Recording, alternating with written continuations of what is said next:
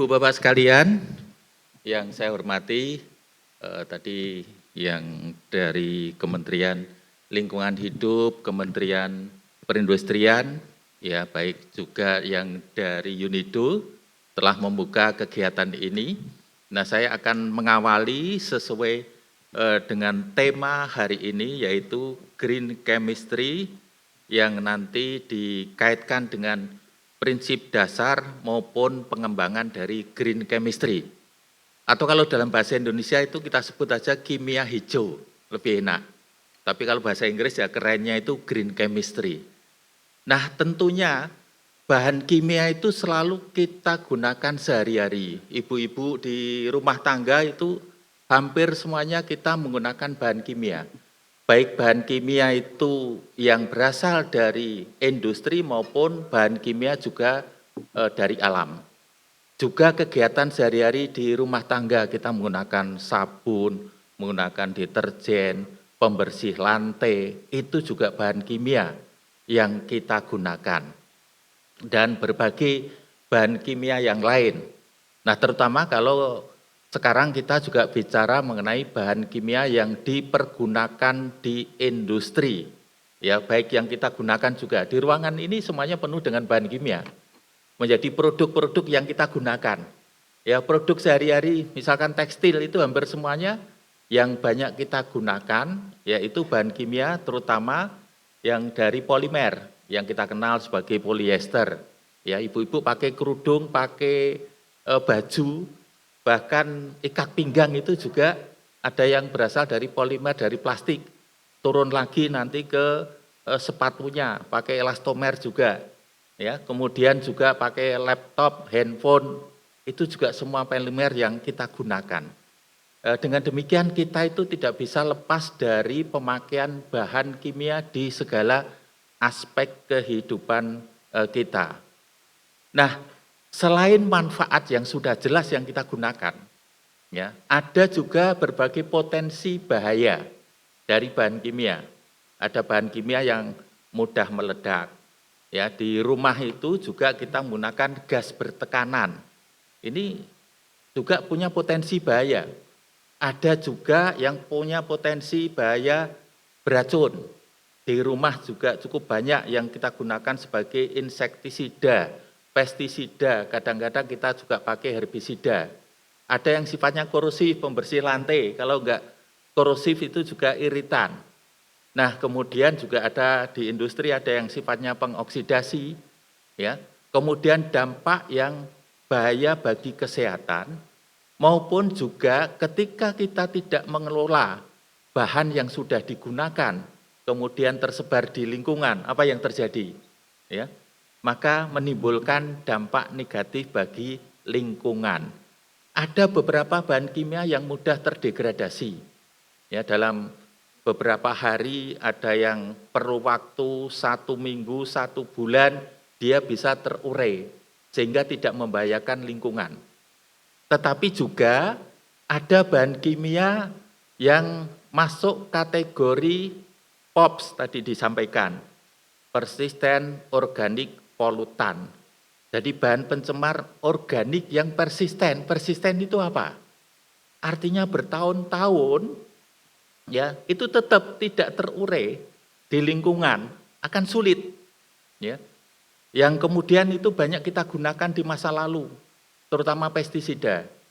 Jadi kalau Bapak Ibu yang usianya sudah 4 ke atas ya, kepala 4 ke atas, 5 ke atas tentu tahu apa yang dimaksud dengan DDT yang banyak digunakan sebagai ya pestisida di pertanian. Ada endrin, ada dieldrin, ada diasinon dan lain-lain.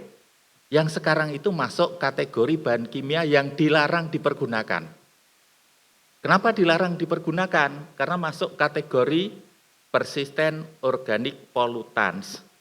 Ada juga merkuri, merkuri juga termasuk di dalamnya. Nah, kemudian isu-isu yang berikutnya, isu yang lain saat ini ada mikroplastik, itu juga menjadi concern bagi kita semuanya. Nah, bicara bahan kimia, maka sebenarnya Kalau bahan itu menjadi bahaya yang dapat menimbulkan risiko, ya. Jadi risiko itu hal yang berbeda, tetapi ada potensi bahaya. Kenapa ada potensi bahaya? Yang pertama karena ada sifat atau karakteristik bahan. Ini bawaan lahir, jadi tidak bisa diapa-apakan. Kalau bahannya memang mudah meledak, ya sifatnya mudah meledak. Kalau bahannya itu mudah terbakar, ya mudah terbakar. Tetapi pertanyaannya, apakah kalau mudah meledak pasti meledak? Belum tentu, karena ada kondisi lain itu nantinya. Karena yang kedua adalah konsentrasi. Ya. Ketika konsentrasinya itu berada di baku mutu, atau kalau di makanan itu disebut sebagai ADI, average daily intake, maka itu yang bisa kita terima. Tetapi ketika konsentrasinya, kadarnya itu melebihi baku mutu, itulah yang nantinya menimbulkan risiko. Nah, kemudian juga jumlahnya. Ya, jumlahnya ini yang disebut sebagai nilai ambang kuantitas. Sebagai contoh, kalau kita punya solvent, kemudian bahan bakar, korek api kan ada bahan bakarnya. Padahal itu kita gunakan sehari-hari, kemudian disaku. Ya, ini karena jumlahnya, maka jumlahnya kecil, risikonya juga kecil. Tetapi ketika kita bicara tangki timbun bahan bakar dengan ya jumlahnya 10.000 ton, kalau terbakar apa yang terjadi? Nah, ini bicara mengenai kuantitas. Jadi 3 hal itu Ibu Bapak sekalian yang terkait dengan ya, berbagai bahan kimia. Di PP 74 tahun 2001 tentang pengelolaan bahan berbahaya dan beracun, diklasifikasikan berbagai bahan kimia dengan karakteristik mudah meledak, pengoksidasi, kemudian yang flammable, saya terjemahkan itu menyala, ya kadang-kadang terjemahkan terbakar, mulai dari sangat mudah sekali, sangat mudah, dan mudah menyala. Kemudian kategori beracun, ya amat sangat beracun, beracun, di bawah beracun berbahaya, korosif dan iritan, ya ini satu sifat itu sebenarnya. Ada tambahan lagi, yaitu berbahaya bagi lingkungan. Ya, jadi tidak hanya bahaya bagi fisik, kemudian kesehatan, tapi tambahan bagi lingkungan. Bagi kesehatan jangka panjang yang sifatnya ya masuk kategori kronik, karsinogenik, teratogenik, mutagenik. Ya. Ini juga menjadi concern kita semuanya. Nah, di klasifikasi global itu sudah dilakukan ya harmonisasi yang disebut sebagai globally harmonized system of classification and labeling of chemical. Kalau bahasa Indonesia dibuat aja GHS itu aja lebih mudah ya. Ini yang sudah dipakai di berbagai negara, sehingga harmonisasi inilah yang kemudian dipakai dengan tambahan itu yang pojok yang pertama itu berbahaya, yang aspeknya itu adalah sistemik ya. Yang tadi ada karsinogenik, mutagenik, dan juga teratogenik. Ya, ini menjadi concern kita semuanya. Nah, tidak hanya ketika bahan kimia itu juga digunakan. Di transportasi ini juga penting. Ada harmonisasi untuk transportasi. Sehingga ini dibuat menjadi berbagai kelas bahaya bahan kimia ketika dilakukan transportasi. Nah, Bapak Ibu sekalian, dengan melihat potensi bahaya yang dapat menimbulkan risiko, baik risiko pada aspek fisik, kemudian lingkungan maupun kesehatan, maka kemudian ya kita mengembangkan, jadi bersama-sama berbagai negara itu concern untuk apa? Mengembangkan kimia hijau, green chemistry, sebagai bahan-bahan yang sifatnya kurang berbahaya, kurang beracun, ya, sehingga dampak negatif baik bagi manusia maupun lingkungan itu dapat dicegah maupun dapat dikurangi. Tentu ini juga berkaitan dengan biaya untuk proses produksi. Nah, inilah yang kemudian menjadi dasar pengembangan kimia hijau. Ya. Kimia hijau tadi ada yang dari Yale, karena memang ini diperkenalkan oleh Yale University, terutama tokohnya yaitu Paul Anastas. Kemudian juga ada John Warner. Ya, dua tokoh ini yang mengembangkan green chemistry. Jadi sebenarnya sudah 25, sekarang itu ya sudah 30 tahun yang lalu. Ya. Yang kata kuncinya apa? Green chemistry is the design. Jadi merancang of chemical product, produk bahan kimia dan proses. Jadi tidak hanya produknya kurang berbahaya, kurang beracun, yang itu yang kita katakan lebih green. Prosesnya itu juga kurang berbahaya, kurang beracun, prosesnya yang aman, atau selamat itu ya bagi kita, untuk mengurangi ya, atau mencegah, kalau bisa mencegah, kalau tidak bisa ya mengurangi. Ya. Timbulan bahan dan juga penggunaan bahan-bahan atau zat yang berbahaya. Nah, berbahayanya bagaimana? Berbahayanya itu ada dua, yaitu untuk fasilitas, lingkungan, dan manusia. Nah, tadi sudah saya sampaikan, ya. Dari concern dari kimia hijau, itu tidak hanya pada produknya, tetapi juga pada prosesnya. Ya, ketika kita melakukan proses produksi, ya, ini juga aman bagi karyawan. Ya. Kemudian produk tentunya aman bagi pemakai, ketika sudah tidak dimanfaatkan, dibuang ke lingkungan, ini juga tidak berbahaya bagi lingkungan. Nah, dengan demikian, pendekatan kimia hijau ini ya, kalau kita melakukan pendekatan tradisional, memilih bahan kimia, jadi Bapak Ibu yang di industri itu kan pilihannya ada 3. Apakah yang pertama itu lebih ramah lingkungan? Tapi seringkali bilang, bahan-bahan kimia yang lebih ramah lingkungan, lebih hijau itu harganya mahal. Ya sudah, yang penting ini ramah lingkungan, mahal juga tidak apa-apa. Ya. Ini juga menjadi masalah. Pemakaiannya berapa? Sehingga satu persatu. Ya, pilihan kita itu dihadapkan pertentangan antara aspek keselamatan, aspek lingkungan, kemudian aspek biaya. Ya, kadang-kadang menjadi cost center. Nah, pendekatan ini diubah untuk green chemistry, itu pendekatan yang holistik. Kalau bisa ya memilih ya keselamatan, kemudian biayanya ya tidak terlalu tinggi, tidak terus mahal, dan kinerjanya juga bagus. Ini tentu menjadi tantangan bagi industri. Ya, tantangan untuk memproduksi, untuk menghadirkan bahan-bahan yang kayak gini. Jadi di masyarakat itu juga sering terjadi. Jadi misalkan itu ya, bahan tambahan pangan. Kok di masyarakat masih ada yang pakai boraksan itu. Maka masyarakat itu tanya, ada enggak bahan pengganti itu yang harganya lebih murah, lebih aman? Ini kan tantangan bagi kita. Ya. Ada yang masih pakai pengawet itu formalin. Ya, ada, katakan ada. Maka pertanyaan mereka kan ini, ada enggak yang lebih murah, lebih selamat, lebih aman? Ya.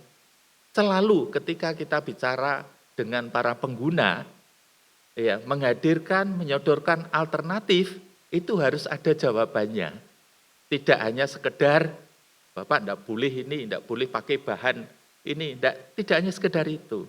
Ini tantangan bagi kita semuanya, baik bagi industri maupun juga para peneliti, akademisi juga. Nah, kemudian dari Yale University tadi, Paul Anastas, itu mengelompokkan apa saja yang disebut dengan green chemistry. Ini ada 12 prinsip green chemistry. Dasar-dasarnya yang dipakai. Ya. Maka tergantung ini nanti. Dari 12 prinsip itu kita sudah ya menerapkan berapa prinsip. Di industri Bapak Ibu sekalian nanti bisa dilihat dari ke-12 prinsip itu apakah sudah ya banyak diimplementasikan, dikembangkan. Ya. Diskusi-diskusi yang menarik ya ketika sudah disampaikan inilah 12 prinsip green chemistry. Oh ternyata ada yang menyampaikan, oh tempat saya juga sudah melakukan. Ya, tempat saya juga ingin melakukan, ingin mengimplementasikan green chemistry, tapi ada beberapa kendala. Nah tentunya di forum ini nanti selanjutnya ada forum diskusi, ya ini bisa saling berbagi. Ya bagaimana kita bisa mengembangkan dan menerapkan 12 prinsip green chemistry. Ya. Nah dari 12 prinsip itu prinsip yang pertama adalah pencegahan. Lebih baik mencegah timbulan limbah daripada sudah ada limbah kemudian mengolahnya. Tentu semuanya kita setuju ini. Ya, banyak hal yang bisa dilakukan. Yang kedua itu ekonomi atom. Metode sintesis dirancang agar semua bahan baku itu menjadi produk. Artinya produk yang dituju. Kalau ada produk sampingan, maka ekonomi atomnya itu rendah. Yang ketiga, melakukan sintesis bahan kimia yang kurang berbahaya. Ini pakai metode. Jadi pada saat proses produksi kalau ada pilihan-pilihan proses, gunakan pilihan proses yang kurang berbahaya. Prinsip yang keempat adalah merancang. Jadi merancang produknya. Produk, kalau tadi proses, sekarang produk dirancang menjadi produk yang kurang berbahaya, di dalamnya tentu kurang beracun. Ya, jadi kalau istilah yang kita pakai kurang berbahaya, ya itu di dalamnya ya pasti kurang beracun. Karena kalau di Indonesia itu kan kurang mantap kalau tidak tambah beracun, sehingga menjadi bahan-bahan berbahaya dan beracun. Kalau terminologi dalam bahasa Inggris itu kan hanya hazardous substance, bahan-bahan atau zat berbahaya, di dalamnya itu ada beracun. Ya. Nah kemudian prinsip yang kelima adalah pelarut atau bahan tambahan. Kalau kita menggunakan solvent, coba kita gunakan solvent yang tidak beracun, tidak berbahaya, atau kurang beracun, kurang berbahaya. Prinsip yang keenam, efisiensi energi. Nah ini sepakat semuanya Bapak Ibu sekalian yang dari industri ya. Tentu kita mengutamakan ini ya, pemakaian energi yang lebih efisien. Ditambah juga prinsip yang ketujuh yaitu penggunaan bahan baku yang terbarukan. Baik ini untuk produk maupun juga kemudian untuk suplai energi. Nah, yang ke-8 mengurangi derivatif. Kalau ini sangat kimia, ya. Sangat kimia mengurangi derivatif itu ada beberapa langkah proses produksi yang langkahnya itu banyak. Ya, ini dibuat menjadi langkah yang lebih sederhana. Yang ke-9 menggunakan katalis. Ya, katalis itu untuk menurunkan energi aktivasi sehingga proses produksi berjalan pada temperatur maupun tekanan yang lebih rendah. Yang ke-10 desain untuk degradasi. Nah, ini penting karena ya untuk mengurangi dampak negatif terhadap lingkungan sehingga ketika bahan kimia sudah tidak dipakai dan harus dibuang ke lingkungan, ya tentu kita bicara sudah memenuhi baku mutu, ya, ini bahan tersebut akan mudah terdegradasi, terutama yang menjadi concern kita sekarang ini kan plastik dan mikroplastik. Yang ke-11 analisis real time untuk pencegahan pencemaran. Nah, ini tadi bincang-bincang dengan Pak Erik juga sama. Nah, bagaimana kita melakukan analisis real time? Pernah dikembangkan juga di DKI itu low cost ya sensor untuk pencegahan pencemaran atau untuk monitoring ini pencemaran udara. Tapi juga kita masih menggunakan berbagai sensor dan inilah yang kita kembangkan. Ya, real time kita sudah tahu kualitas air, kualitas udara, kualitas tanah, dan lain-lain. Ya. Yang ke-12, bahan kimia yang lebih aman untuk pencegahan kecelakaan. Inheren itu sudah menyatu memang aman. Nah, dari 12 prinsip tersebut, nah bagaimana sekarang penerapan Ibu Bapak sekalian? Kalau contoh-contoh yang ada di industri, ya sehingga nanti menjadi satu gambaran, ya bagaimana ke-12 prinsip itu diterapkan dan dikembangkan di industri. Tentu ketika kita bicara industri ada bahan baku, ada bahan pembantu, ada air, ada energi, dan sumber daya yang lain. Ya, ada industri proses, secara umum itu industri manufaktur, ada produk yang diinginkan, ada produk samping. Maka ini kita bicara ekonomi atom. Kalau semua bahan yang digunakan menjadi produk, maka ekonomi atomnya tinggi. Tetapi kalau produk sampingnya tinggi, ekonomi atomnya menjadi rendah. Ada emisi gas, ada emisi panas yang terbuang, ada partikulat, ada air limbah, ada limbah padat, ada limbah bahan berbahaya dan beracun. Nah, tadi sudah saya sampaikan, Ibu Bapak sekalian, tentu yang dari berbagai industri, ini tidak hanya industri kimia. Ya. Industri manufaktur, industri logam itu juga banyak menggunakan bahan-bahan kimia. Ya. Industri jasa juga menggunakan bahan kimia. Ya. Kalau ada yang dari rumah sakit itu malah hampir semuanya menggunakan bahan kimia. Industri transportasi pakai enggak bahan kimia? Pakai juga. Menggunakan bahan bakar, menggunakan pelumas, ini juga bahan kimia. Untuk mencuci kendaraannya juga pakai deterjen, pakai sabun, itu juga bahan kimia. Ya. Jadi semua kita pakai sebenarnya. Jadi tidak hanya terbatas pada industri kimia saja.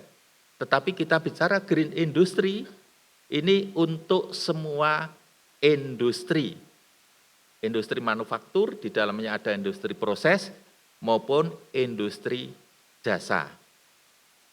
Nah, contoh yang pertama, ini prevention of waste, mencegah timbulan limbah. Nah, Bapak Ibu sekalian, kalau kita contoh ini membuat fenol, itu ada produk sampingnya sodium sulfit.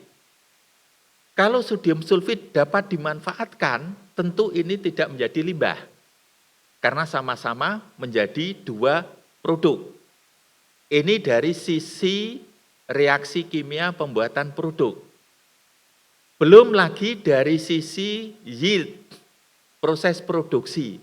Adakah produk fenol maupun sodium sulfit itu yang ikut juga terbuang ke lingkungan?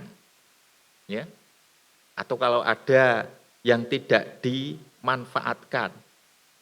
Maka yang kita lakukan tentu saja adalah mempertinggi yield.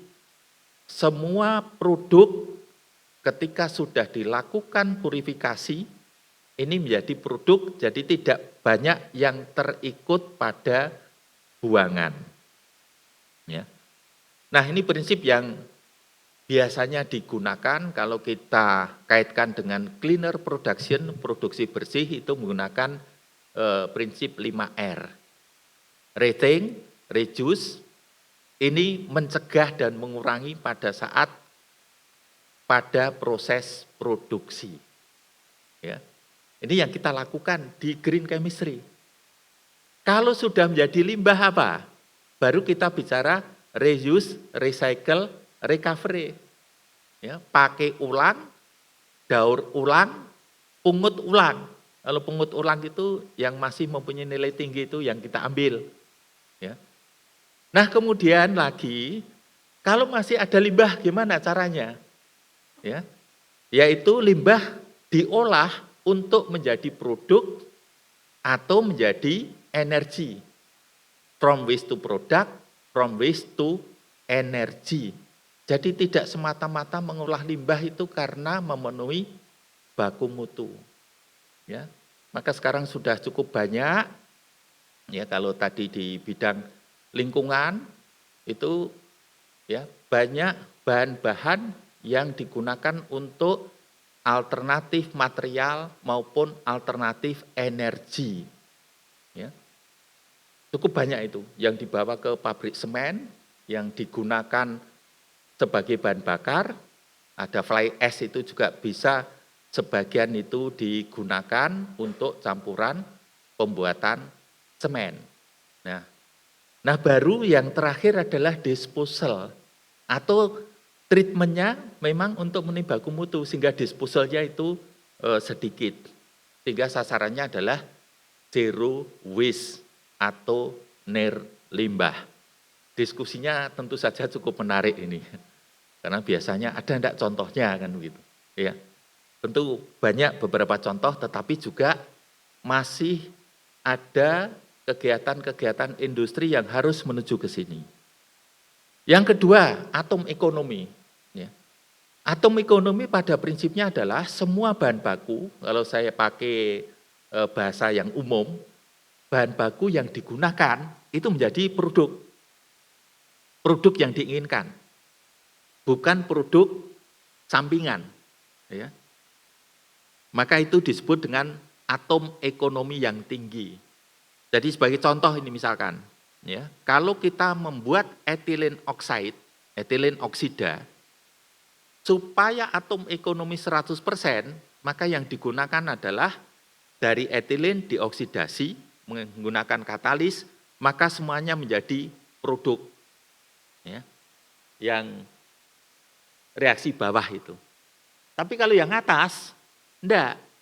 Karena yang atas itu ketika menggunakan ya, kalsium hidroksida, ya, maka ada produk etilen oksida, kemudian ada CaCl2. Ya. Sehingga tidak semua bahan itu masuk menjadi produk yang diinginkan. Ya. Tentu dari sisi biaya juga sama ini ya. Bahan bakunya yang kita gunakan tidak menjadi produk yang diinginkan, tidak 100%. Maka pilihan yang kedua adalah produknya itu 100%. Semua bahan baku menjadi produk. Kalau toh ada limbah, itu karena limbah proses produksi, ya, bukan dari reaksi. Ini pilihan-pilihan kita. Nah, contoh yang ketiga itu bagaimana kita menggunakan bahan kimia yang kurang berbahaya. Bapak Ibu sekalian, itu sifat bahaya paling mudah ya secara praktis itu bisa menggunakan diamond diagram dari NFPA, National Fire Protection Association. Ya, karena ini mudah. Jadi contoh misalkan ini, yang merah itu apa? Yang merah itu mudah terbakar. Angkanya ada angka 4. Berarti amat sangat mudah sekali terbakar. Yang biru itu beracun. Tinggal pilihan kita. Kita pengen bahan yang apa yang kita gunakan. Ya. Kalau kita menggunakan bahannya itu fosgen, maka sifat racunnya itu 4. Amat sangat beracun. Kalau kita menggunakan karbon monoksida, turun menjadi 3. Sangat beracun. Nah kalau yang concern kita itu pada aspek beracun, maka fosgen diganti dengan karbon monoksida. Tetapi kalau fokus kita itu pada yang tidak mudah terbakar, maka fosgen tidak apa-apa. Ya, tapi biasanya yang pertama kali yang menjadi ya, fokus untuk ini penggantian bahan adalah sifat beracun. Maka kita bisa mengganti fosgen dengan karbon monoksida. Meskipun masih sama-sama beracun. Tetapi yang satu amat sangat beracun diganti dengan sangat beracun. Berarti sifat bahayanya itu berkurang. Ya. Nah, prinsip yang keempat, ini menggunakan produk-produk yang kurang berbahaya. Ya. Ini contoh polyphenyl sulfone. Ya, ini polimer yang dipilih, yang digunakan untuk pelapis ya kursi atau jok pada pesawat terbang. Nah, kenapa ini penting? Kalau penerbangannya internasional itu kan bisa 7 jam, 10 jam, bahkan ada yang direct itu 14 jam. Kalau 14 jam tentu diperlukan kondisi lingkungan ya, menggunakan bahan-bahan yang aman. Maka ini contoh pilihan. Jadi Bapak Ibu nanti juga memilih ya mana bahan itu kalau ada banyak yang pilihan yang lebih aman itu yang mana yang kita gunakan. Ya. Nah, selanjutnya yang kelima ini prinsip solvent. Ya, solvent, pilihan solvent yang kurang berbahaya. Contoh misalkan, solvent yang lama itu rata-rata adalah berbasis dari minyak bumi. Ya. Sekarang dikembangkan solvent berbasis air, water based. Ya. Dari penggunaan sehari-hari, misalkan ini untuk rambut ada kan? Ya. Pomade rambut itu pilihannya apa? Coba Bapak Ibu sekarang itu sudah dikembangkan. Solvent base atau water base. Itu ada pilihan. Ya. Kalau kita cat, menggunakan cat di rumah, itu kan juga ada pilihan kan. Dulu banyak dikembangkannya adalah solvent base, sekarang pakai terpentin ya, rata-rata. Sekarang pakai apa? Water base. Water base itu rata-rata adalah lebih aman daripada solvent base. Ya. Nah, yang lain-lain itu bisa. Ini yang digunakan untuk laundry itu juga sama nanti. Solventnya pakai apa? Ya. Yang laundry yang dry cleaning itu gunakannya itu solvent. Maka pilihannya adalah solvent yang lebih ya tanda petik ya ramah terhadap kesehatan maupun lingkungan ya. Yang dikembangkan itu sekarang malahan solvent berbasis CO2, karbon dioksida. Ya, ini. Yang keenam, ini efisiensi energi, sudah cukup banyak Ibu Bapak sekalian. Ini yang sehari-hari menjadi ya kegiatan di industri untuk selalu melakukan upaya-upaya efisiensi energi. Ya, termasuk nanti pengembangan energi terbarukan. Ya, ini contoh efisiensi energi di industri kimia antara dua ya kolom pemisahan itu dijadikan satu. Ya, sehingga emisinya itu turun karena apa? Pemakaian energinya turun sampai 50%. Ya. Yang kedua, ini contoh yang diefisiensi untuk di industri pupuk. Ya, ini juga terjadi penurunan pemakaian energi sudah dilakukan. Ya. Panas buang di beberapa industri. Kalau dulu kan panas itu dibuang percuma saja, ini juga bisa digunakan untuk menggerakkan generator, menghasilkan energi listrik untuk pembangkitan daya. Ya. Nah, yang ketujuh, pemakaian renewable feedstock, bahan yang terbarukan, sudah cukup banyak sekarang ini. Terutama adalah yang digunakan untuk bahan bakar, biodiesel atau biosolar. Ya, di Brasil itu yang digunakan itu adalah biofuel dicampur dengan etanol. Etanol berasal dari bahan yang terbarukan. Ya, Indonesia sudah pakai ini. Hanya yang menjadi masalah itu selalu kompetisi antara food dan energi. Ya, kalau semuanya untuk energi, foodnya harganya bagaimana? Mahal, itu aja kan. Maka dicari keseimbangan. Berapa yang digunakan tetap untuk food, untuk minyak goreng, dan berapa yang digunakan untuk minyak bakar. Kalau semuanya minyak bakar, minyak gorengnya nanti jadi langka. Ya. Nah, yang kedelapan, reduce derivatif. Jadi ini memang sangat kimia, Ibu Bapak sekalian. Karena ini contoh membuat bahan kimia itu dengan satu langkah, mulai dari A, B, C, D, E, 5 langkah. Kalau 5 langkah berarti bahan-bahan pembantunya cukup banyak. Ya. Ini yang sudah berhasil adalah untuk membuat ibuprofen. Ibuprofen itu bahan yang anti-inflamasi, antipiretik, ya, obat-obatan, ya.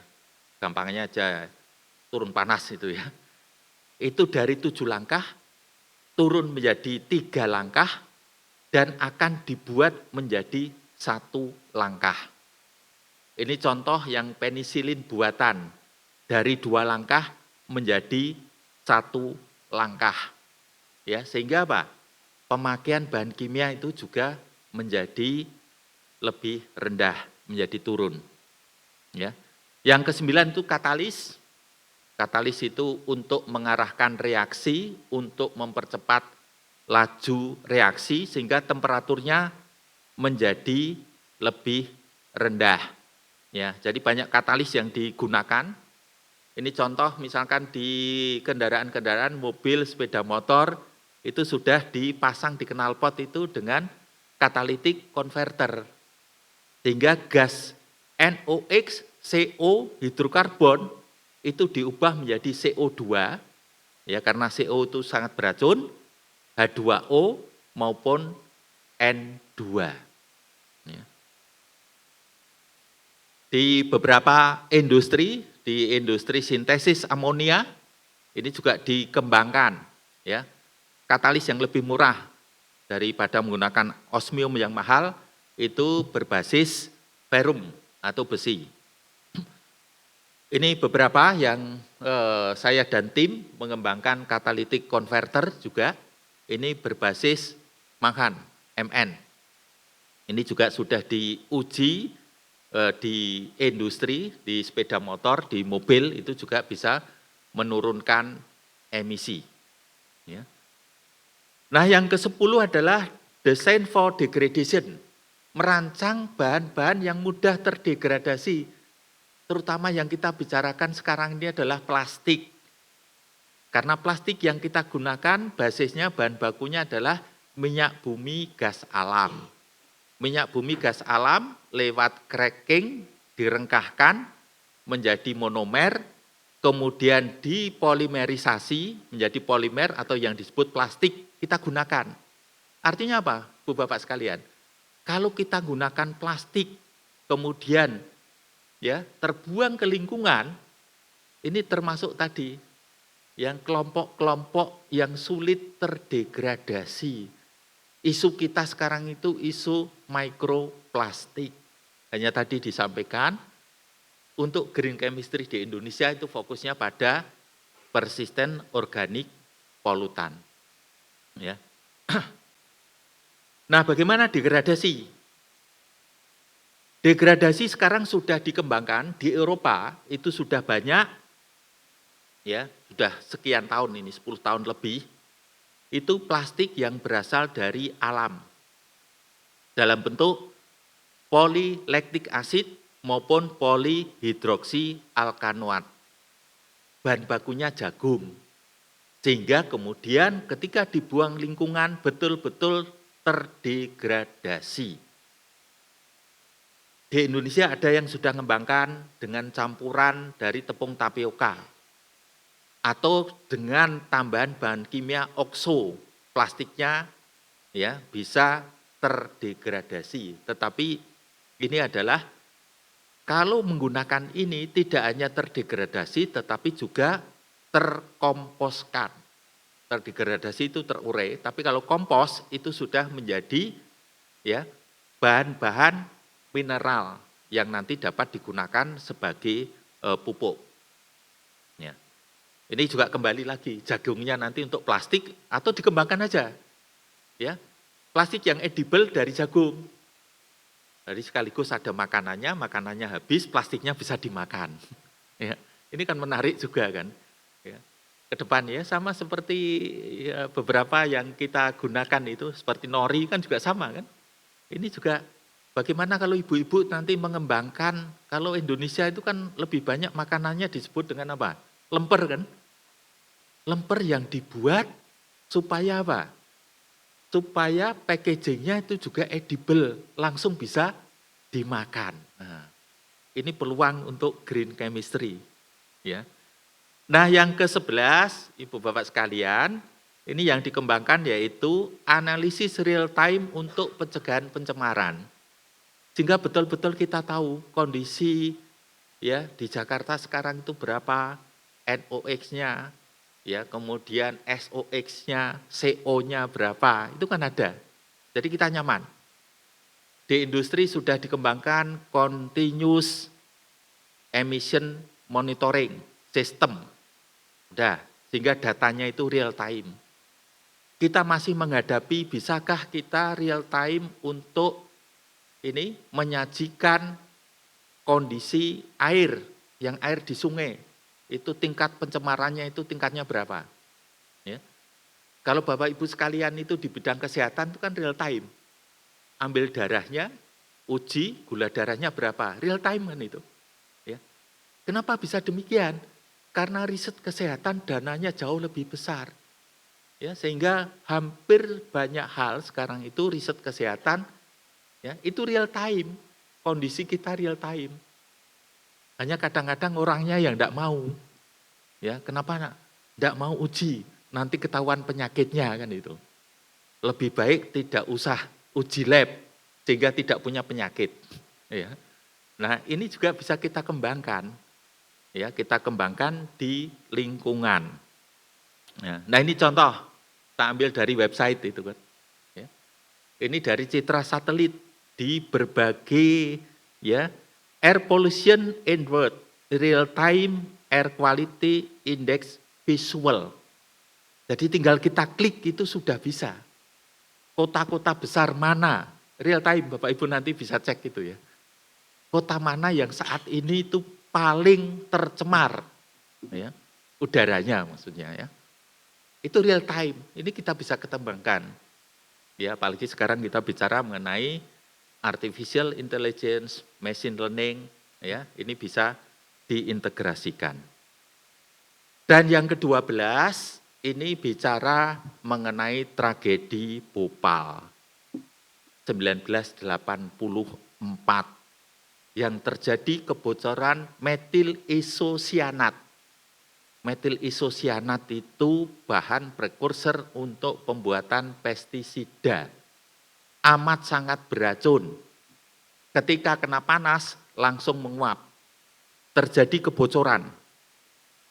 120.000 orang cacat terkena paparan.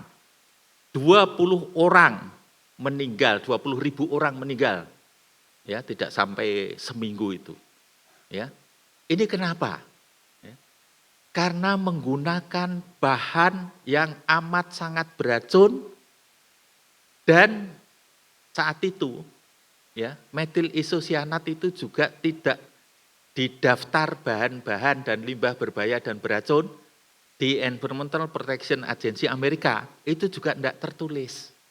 Kelewatan. Ya.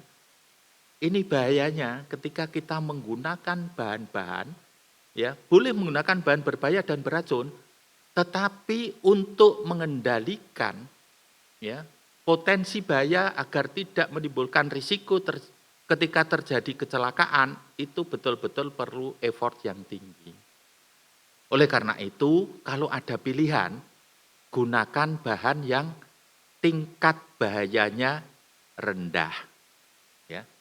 Dan tentunya sifat-sifat ini nanti bisa dibandingkan di SDS.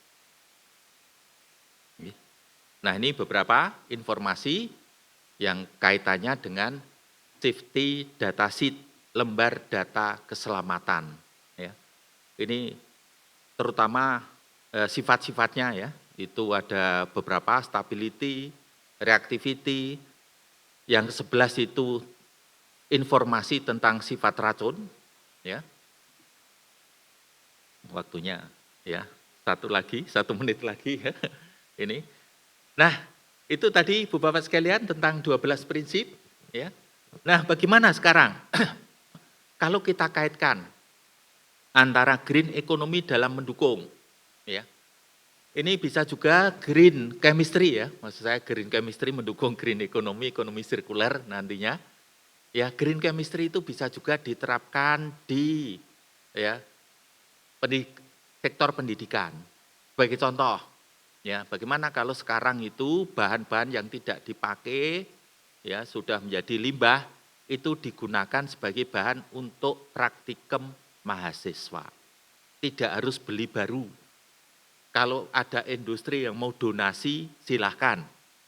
Donasi bahan kimia yang mau kadaluwarsa itu nanti digunakan untuk praktikum. Setelah praktikum nanti diolah ya menjadi produk. Yang kedua tadi sudah saya sampaikan tentang hubungan antara cleaner production dan green chemistry. Ya. Yang ketiga ini juga bisa dikaitkan bahwa green chemistry itu mendukung semua aspek circular ekonomi, ekonomi sirkular. Mulai dari pengambilan bahan baku, proses produksi, kemudian distribusi, sampai kemudian produk itu sudah tidak digunakan. Ya. Nah ini juga bisa dipakai di berbagai industri. Ini model yang disebut dengan butterfly model, ya, seperti kupu-kupu, sayap kiri dan sayap kanan. Sayap kirinya itu disebut dengan model biologi, ya. Sayap kanan itu model industri. Jadi prinsip sistem ekologi alam digunakan untuk sistem ekologi industri dikaitkan dengan green chemistry. Nah, yang terakhir ya, green chemistry yang mendukung simbiosis industri diterapkan di kawasan industri. Ini yang sudah dilakukan di Kallenberg, ya, Denmark. Ya, dengan adanya simbiosis industri, di dalamnya tadi ada green chemistry, maka memberikan manfaat bagi semuanya. Penurunan emisi CO2, penurunan pemakaian air, penurunan pemakaian energi, dan juga pemakaian bahan baku. Ya, saya kira demikian, Ibu dan Bapak sekalian yang saya sampaikan. Terima kasih. Wassalamualaikum warahmatullahi wabarakatuh. Waalaikumsalam warahmatullahi wabarakatuh. Terima kasih Prof. Purwanto atas insight-nya.